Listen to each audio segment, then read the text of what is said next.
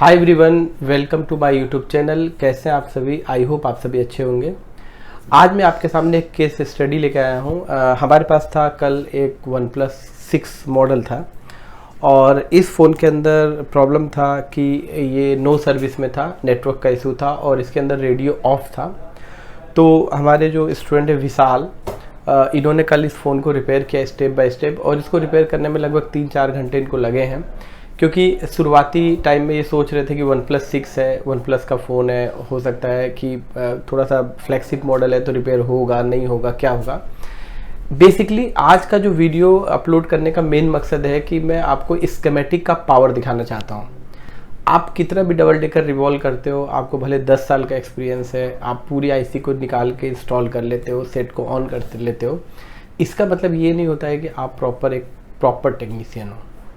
IC को निकाल के लगाना अलग चीज़ होती है और चीज़ों को डायग्नोसिस करना अलग चीज़ होती है।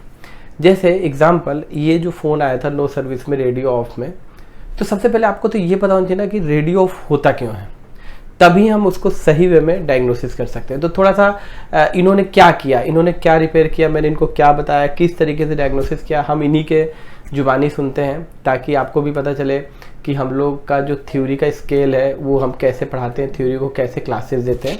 तो हम बात करते हैं विशाल से, जो दिल्ली के लोकल हैं। ये अपने बारे में आपको बताएंगे और ये भी बताएंगे कि इस फ़ोन में इन्होंने किस तरीके से डायग्नोसिस किया और फिर आखिरी में मैं आपको इस पूरे फ़ोन का हमने क्या डायग्नोसिस किया, इसमें क्या फॉल्ट था, इसके बारे में मैं आपको पूरा एक्सप्लेन करूँगा।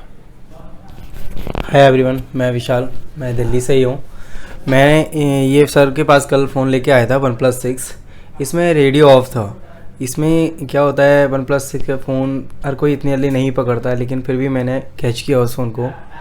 फिर उसके बाद मैंने देखा, उसको फाइंड आउट किया तो उसमें देखा मैंने रेडियो ऑफ था। तो मैंने कि इसमें फिर प्रोटोकॉल सर के पास आया जब मैं, तो सर ने मुझे बताया कि इसमें RFA की प्रॉब्लम है, प्रोटोकॉल की लाइन से प्रॉब्लम हो रही है, इस वजह से ये रेडियो ऑफ है। तो मैं सबको ये कहना चाहूँगा कि एक चीज़ होती है कि हम कितना भी आईसी लेवल का काम करते हो, जब तक हमको स्कीमेटिक के बारे में नॉलेज नहीं होगी, आप चाहे कितना भी डबल टेकर करो, चाहे कितना भी कुछ भी कर लो आईसी लेवल पे। मैं खुद 7 साल से हूँ इस लाइन में, लेकिन क्या है, मुझे स्कीमेटिक की नॉलेज नहीं थी, लेकिन स्कीमेटिक की नॉलेज मैंने यहाँ पे मिली है मुझे। अब मैं कोई भी फ़ोन होता है कि स्टेप बाय स्टेप कर लेता हूँ, लेकिन थोड़ा टाइम लगता है, ऐसी कोई दिक्कत नहीं है।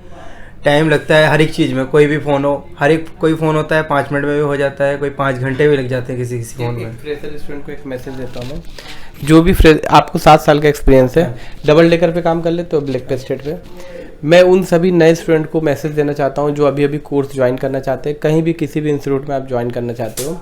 सबसे पहले मैं आपको बता दूँ कि आप इन सब चक्करों में मत पड़ना कि आपने सुना एक कहावत है कि 10 दिन में ज़ीरो से हीरो बने। मैं खुद 2006 से रिपेयरिंग कर रहा हूँ, जैसे इनको भी 7 साल का एक्सपीरियंस है और हमारे बैच में एक स्टूडेंट ऐसे हैं जो 15 साल का भी एक्सपीरियंस है उनको। तो ये मोबाइल रिपेयरिंग की जो हमारी फील्ड है ना, ये बहुत बहुत वाइड है। मतलब ये आप इसको 10 दिन और 20 दिन में मेज़र मत करो।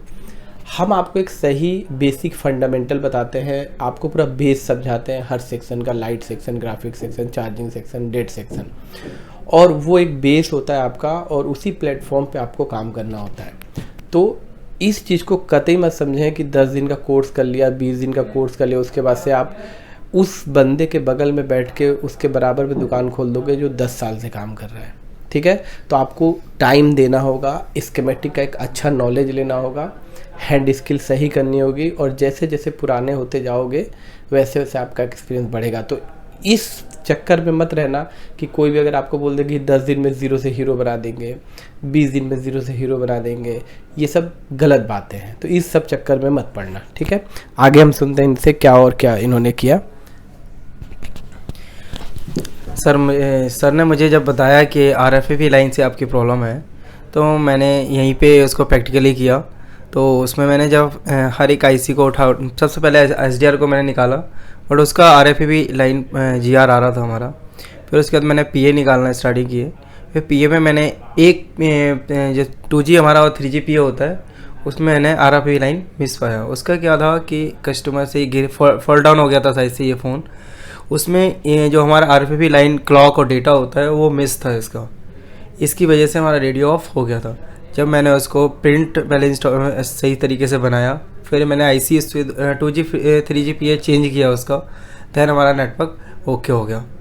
लेकिन ये ज़रूर है कि मुझे टाइम बहुत लग गया उसको, लेकिन मैंने एक चीज़ सोच लिया था कि मुझे ये काम करके देना है, क्योंकि एक चीज़ होता है कि हमने थोड़ा चेक किया और हटा दिया, ऐसे क्या करेंगे हम। आज के फ़ोनों में जितना होता है, डीप नॉलेज जितनी है, वो हमें अगर से प्रॉपर तरीके से यूज़ करेंगे तो हमारा फ़ोन कोई भी फ़ोन हो, जैसे कोई हैंग ऑन लोगो आता है कि कैमरा स्टॉपेड आता है, किस वजह से होता है, ये लाइन हमें पता होनी चाहिए पहले। उसको हम लाइन को पहले चेक करेंगे, देन उसके बाद हम IC इंस्टॉलिंग करेंगे ना। हर समय IC इंस्टॉलिंग करते रहेंगे तो क्या करेंगे, कुछ नहीं कर पाएंगे हम। अच्छा विशाल, एक चीज़ और बताओ कि आप शायद मार्च बैच के स्टूडेंट हो ना? मार्च अप्रैल मई 2 महीने हुए आपको। तो मैं जस्ट हमारे व्यूवर्स और सब्सक्राइबर है या जो भी स्टूडेंट आने वाले हैं उनको बताना आपसे पूछना चाहता हूँ कि आपको 7 साल का एक्सपीरियंस है, तो मेरे पास कोर्स करने के पहले आपकी कंडीशंस क्या थी, और मेरे पास कोर्स करने के बाद अभी जब आप बैठे हो तो आपके सोचने का तरीका, फॉल्ट को डायग्नोसिस करने का तरीका में कितना बदलाव है? आपको क्या आप कैसा फील होता है? मतलब सर अब ऐसा फील होता है कि मैं पहले तो मैं फॉल्ट को देख के ही बता देता हूँ, हाँ ये प्रॉब्लम है, कस्टमर को उसी तरीके से पैसे बता देता हूँ। जब मुझे पता है ये कहीं होने लायक है, नहीं हो सकता, जैसे कि कई लाइन ऐसी होती हैं जो हम स्कीमेटिक से पता चल जाता है कि नहीं होगा ये फ़ोन, हम चाहे कितना भी उसका डबल टिकर करते रहे, चाहे IC चेंज करते रहे, नहीं होगा वो फ़ोन। कोर्स करने से पहले तो सर मेरा ऐसा था कि बस जितना हो सका तुक्के पे IC ये निकाल के देख लिया, हो गया तो ठीक, नहीं तो रिटर्न कर देता था। अभी लेकिन कॉन्फिडेंस कैसा है आप सर? सेल्फ कॉन्फिडेंस ऐसा है कि मुझे पता है ये IC खराब है, मैं इसको चेंज कर दूंगा, ये पक्का हो जाएगा फ़ोन को, विद कॉन्फिडेंस कह सकता हूँ कि मैं करके दूंगा। तो जब पहले रिपेयरिंग करते थे तो मतलब आप कैसा लगता है कि पहले क्या करते थे?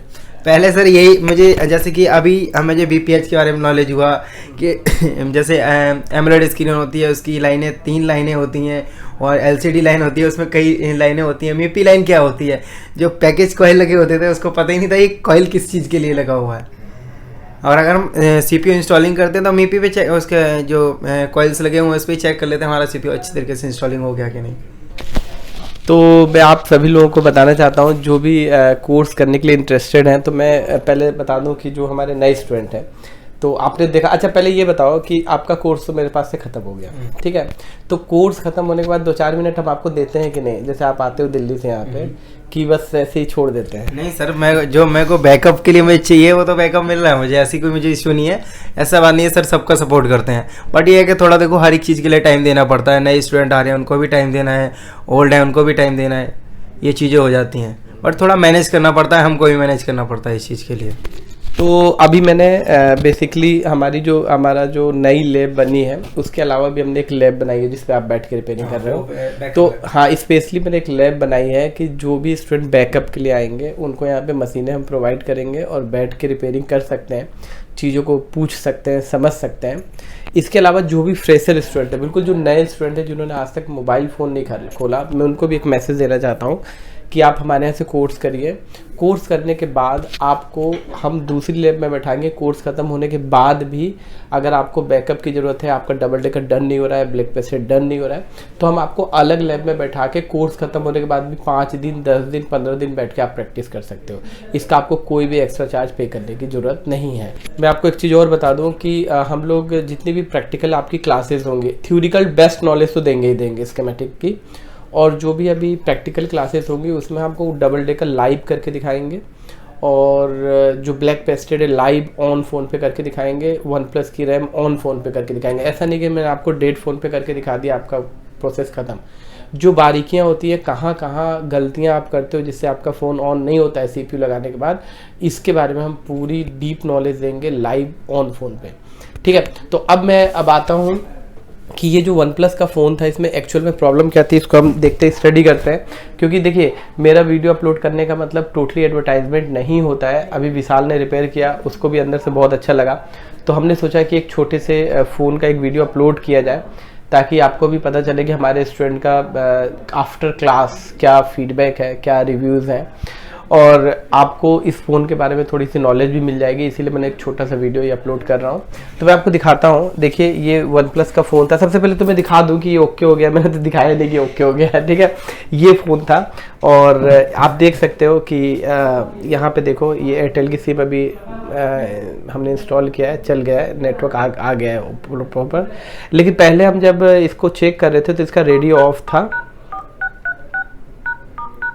लेकिन अब देखिए रेडियो ऑन हो चुका है और हमारा सिग्नल प्रॉपर आ चुका है, ठीक है। तो यही इसकी प्रॉब्लम थी, नो सर्विस की प्रॉब्लम थी। अब सिम चल चुकी है। तो मैं दिखाता हूँ आपको मैंने रिपेयर क्या किया है, ठीक है। तो सबसे पहले आप यहाँ देखो, यहाँ पे मैं स्क्रीन पे आपको कुछ दिखाने की कोशिश करता हूँ, फिर यहाँ पे आएंगे। तो देखिए ये इसका नेटवर्क सेक्शन है। आप बिल्कुल भी ये मैं समझ रहा है कि ये वन प्लस है तो बहुत बड़ा मॉडल, नहीं। देखिए चिपसेट जो है मार्केट में कौन कौन से है, क्वालकॉम है, मीडियाटेक है, एसपीडी है या एक्साइनोस है। तो कोई भी मोबाइल फोन हो हम तो चिपसेट के हिसाब से पढ़ाते हैं, मायने ही नहीं रखता कि कौन सी कंपनी का फोन है, ये मायने नहीं रखता। देखिए तो यहाँ पे ये नेटवर्क सेक्शन है इसका। पहले मैं आपको बता दूं कुछ चीज़ें इसमें।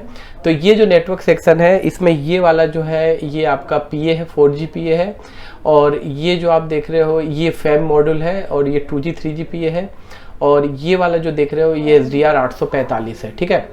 तो देखो सबसे पहले आप समझो कि, और ये वाला जो देखो ये है APT मॉड्यूल, ये यहाँ पे ये APT IC लगी है, APT मॉड्यूल है जो एक VPA सप्लाई बनाता है। और ये VPA supply voltage for PA ये 0.5 से 3.7 के बीच में होती है, जो पूरे PA को डिस्ट्रीब्यूट करती है, ठीक है। इससे भी नो सर्विस का फॉल्ट आता है। लेकिन देखो मायने यहाँ पे ये रखता है कि अगर कोई फ़ोन आपके पास आया और उसका रेडियो ऑफ है तो सबसे पहले आपको पता होना चाहिए कि जितने भी नेटवर्क सेक्शन है वो RFFE डाटा RFFE प्रोटोकॉल पे काम करते हैं, जिसकी 2 लाइनें होती है। डुअल वायर इंटरफेस होता है, RFFE डाटा RFFE क्लॉक। और ये दोनों जो लाइनें हैं CPU से आती है। आपको पता है जितने भी प्रोटोकॉल्स होते हैं CPU से कम्युनिकेट करते हैं और इसमें कोई पुल अप नहीं होता। RFFE प्रोटोकॉल में कोई पुल अप नहीं होता। तो देखो एक्चुअली में क्या है, मैं आपको थोड़ा सा समझाने की कोशिश करता हूँ इसके बारे में। यहाँ थोड़ा सर्किट आपको मैं दिखाता हूँ। ये देखिए मैं आपको थोड़ा सर्किट दिखाता हूँ, यहाँ पे देखने की कोशिश कीजिए। ये सर्किट है, ठीक है। तो अभी मैंने आपको दिखाया कि ये हमारे PA हैं और ये APT IC है और ये SDR है, ठीक है। तो एक्चुअली में क्या होता है कि ये जो SDR 845 है ये भी प्रोटोकॉल बेस IC है, ये भी प्रोटोकॉल पे काम करती है। तो इसका प्रोटोकॉल लाइन अलग होता है और इसके अलावा ये जो IC आप देख रहे हो इनका प्रोटोकॉल अलग होता है, ये सब ICओं का, ठीक है। तो जो RFFE प्रोटोकॉल होता है SDR 845 की लाइन अलग होती है और PA की और 2G PA 3G PA 4G PA और APT IC के प्रोटोकॉल की लाइन अलग होती है। इसके अलावा DRX होती है, डाइवर्सिटी नेटवर्क की भी लाइन अलग होती है। तो एक बेसिक फंडामेंटल ये कहता है कि अगर किसी भी प्रोटोकॉल से कनेक्टेड IC का कम्युनिकेशन टूट जाए CPU से, या वो IC जो प्रोटोकॉल लाइन पे लगी है वो खराब हो जाए, डैमेज हो जाए, उसकी पिन डैमेज हो जाए, तो ऐसी सिचुएशन में रेडियो ऑफ आता है। तो मैंने विशाल को बस इतना कहा था कि भाई रेडियो ऑफ हो रहा है तो आप प्रोटोकॉल लाइन पे काम करो। तो इन्होंने सबसे पहले हमने क्या किया, हमने सबसे पहले ये किया कि हमने ये वाली जो SDR 845 को उठाया और इसकी प्रोटोकॉल लाइन चेक की, RFFE लाइन। तो हमने जब चेक किया तो इसका रीडिंग सही था RFFE का। इसके बाद इन्होंने ये वाला PA उठाया और जब इसका प्रोटोकॉल चेक किया, इसकी प्रोटोकॉल लाइन ये वाली थी, मैं आपको बता देता हूँ। ये जो ब्लिंक कर रही है लाइन यही वाली प्रोटोकॉल लाइन है। तो आप देख सकते हैं यहाँ पे लिखा है RFFE 6 डेटा और ये IC का प्रोटोकॉल और इस PA का प्रोटोकॉल, APT का प्रोटोकॉल और 4G PA का प्रोटोकॉल और एक यहाँ पे एक और IC लगी, इसका प्रोटोकॉल कॉमन है। और ये देखिए डायरेक्ट CPU कंट्रोल कर रहा है, आप देख सकते हैं। और इसके अलावा जो दूसरी लाइन है ये वाली, ये भी प्रोटोकॉल है RFFE डाटा और RFFE क्लॉक। तो आप देख सकते हैं दोनों लाइनें काफ़ी सारी IC एक साथ कम्युनिकेट कर रही है RFFE से और इसको कंट्रोल CPU कर रहा है। तो बेसिकली इसमें फॉल्ट क्या आया था, देखिए CPU कंट्रोल कर रहा है इस बॉल से, ये देखिए। तो इसमें बेसिकली फॉल्ट क्या था मैं आपको दिखाने की कोशिश करता हूँ।